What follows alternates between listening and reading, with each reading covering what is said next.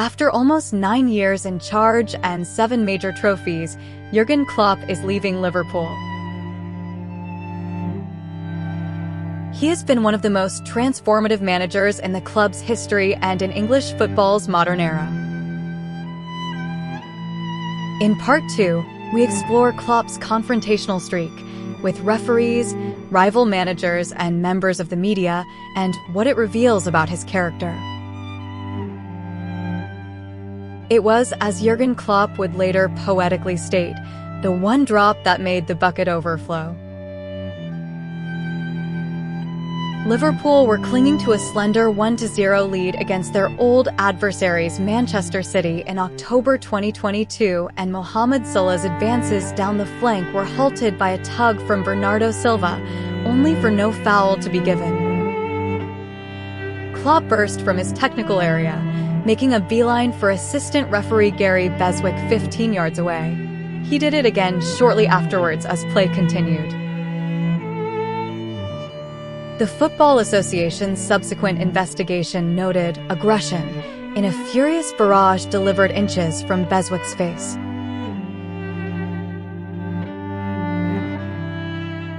"How could you not? How could you not?" screamed Klopp, incensed at Beswick's failure to flag for a foul on Salah.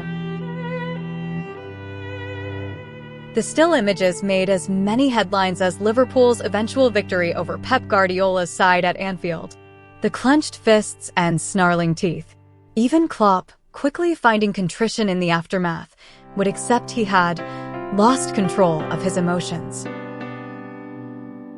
It was the biggest fall from a tightrope that Klopp spent 8.5 years walking as Liverpool manager. The intensity and zeal he demanded from his players was mirrored in the technical area, routinely creating storms and altercations. Referees and their assistants felt Klopp's wrath, as did countless fourth officials. Opposing managers and support staff, too, and journalists. They all saw that bucket overflow. Klopp will be remembered as a touchline tornado, the powder keg placed next to a fire. The good days brought wild, excessive celebrations, like a sprint onto the pitch to celebrate a Merseyside derby winner with a listen in 2018 and the broken glasses away to Norwich City in 2016. The bad days ended with altercations, clashes, and FA charges. Klopp claimed last week to have become calmer over the years, but camera lenses have always known to track his movement, awaiting the eruptions. Liverpool fans have loved Klopp for it, seeing that volatility as a virtue. Premier League rivals and referees, though, have not always been quite as enamored. Tony Pulley says he cannot remember when he and Klopp first rubbed each other up the wrong way, but there was no doubt that they did. Pulley was manager of West Bromwich Albion when Liverpool fought back to draw 2-2 with his side at Anfield in December 2015, a game best remembered for the post-match celebrations in front of the Kop. A feisty contest ended with Klopp snubbing a handshake with Pulley. It had not been a friendly game, according to Klopp, who suggested West Brom had only played long balls.